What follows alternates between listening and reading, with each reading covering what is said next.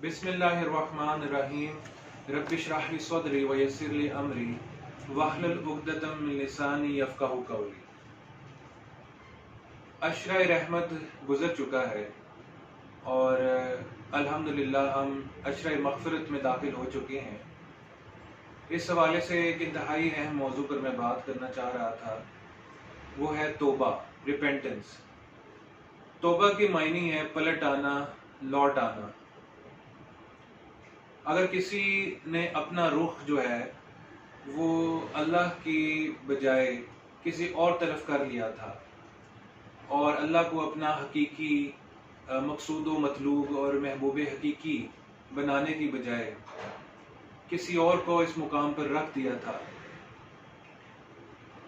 या अल्लाह के अहकाम की पाबंदी की बजाय अपने नफ्स की पाबंदी को लाजिम करार दे दिया था, तो वो पलटे और लौटे अल्लाह की तरफ। इसी का नाम तौबा है। जैसे हम पढ़ते हैं कि इन्नी वजहतु वजह लिल्लज़ी फ़तरा समावाति वल अर्ज़ि हनीफ़न वमा अना मिनल मुशरिकीन, कि मैंने अपना रुख यकसुई के साथ उस हस्ती की तरफ कर लिया है जिसने आसमान और ज़मीन को पैदा किया है। तो ये मौसियत से अतात की तरफ पलटना, गुनाह से नेकी की तरफ पलटना और दुनिया और उसकी लज्जतों से अल्लाह की तरफ, अल्लाह की मग़फ़िरत और रहमतों की तरफ पलटने का नाम तौबा है। अब तौबा की कुछ शराइत हैं। पहली शर्त यह है कि दिल के अंदर निदामत हो कि ये मैं क्या कर बैठा हूँ, और दूसरा ये कि ये बात अज़्म मुसम्मम हो कि आइंदा मैं ये काम नहीं करूँगा, और तीसरा उस फेल को छोड़ दिया जाए और नेकी की रविश इख्तियार की जाए। ये मामला हुकूकुल्लाह का है। अगर हुकूकुल इबाद का मामला हो तो एक और शर्त भी है, वो ये है कि जिसकी हक तलफी की है उससे अपना मामला क्लियर किया जाए, और अगर वो फोत हो चुका है तो सदका खैरात वगैरह किया जाए। अब हम देखते हैं कि कुरान की रोशनी में तौबा के हवाले से देखते हैं और फिर हदीस की रोशनी में देखते हैं।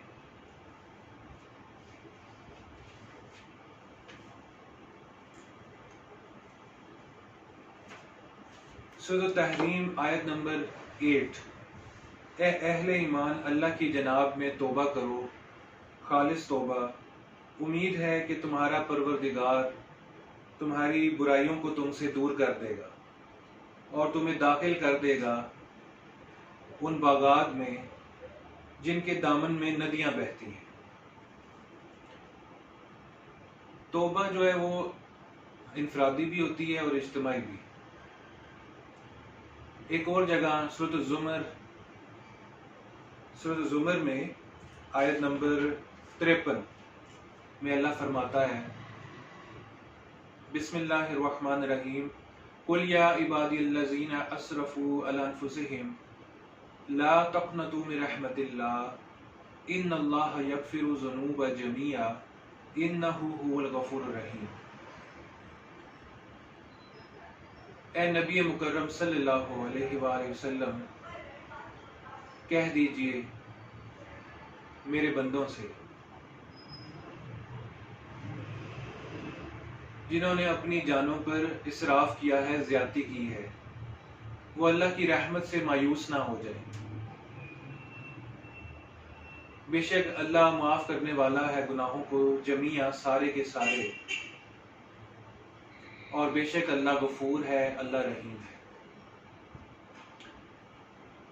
इस आयत का जो शान नज़ूल है वो ये है कि आप सल्लल्लाहु अलैहि वसल्लम के पास एक ग्रोह आया और उन्होंने कहा कि ए नबी मुकर्रम सल्लल्लाहु अलैहि वसल्लम, कि आपका दीन तो बहुत अच्छा है और हम इसमें आना चाहते हैं, लेकिन हम गुनाहे कबीरा के मुर्तकिब हैं।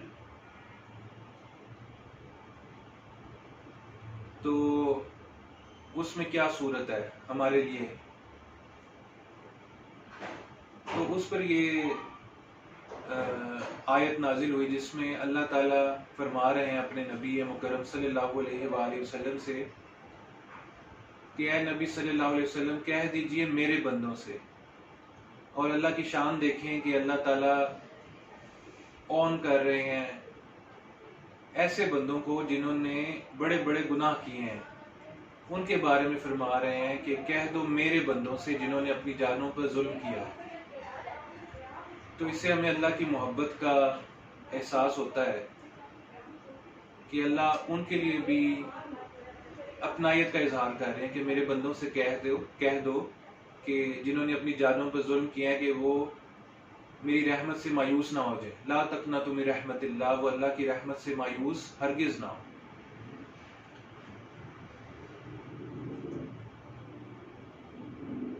تو در جوانی توبہ کردن شیوائے پیغمبری، وقت پیری گرگ ظالم می شود پرہیزگار. یہ ایک شعر ہے جس کا مطلب ہے کہ جوانی کے اندر توبہ کرنا جو ہے وہ شیوائے پیغمبری ہے، کیونکہ بڑھاپے کے اندر تو ایک ظالم بھیڑیا ہوتا ہے نا، وہ بھی شکار چھوڑ دیتا ہے. تو حدیث میں دیکھتے ہیں ہم کہ توبہ کے حوالے سے اللہ کے نبی صلی اللہ علیہ وسلم کیا فرماتے ہیں.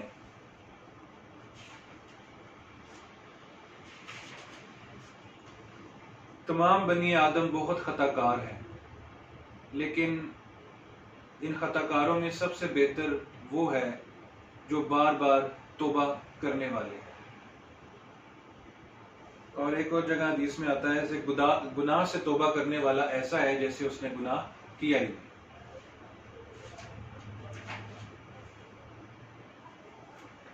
ایک اور حدیث میں ہے کہ یقیناً اللہ اپنے مومن بندے کو پسند کرتا ہے جو فتنوں میں سخت مبتلا ہو جاتا ہے اور پھر بہت توبہ کرتا ہے.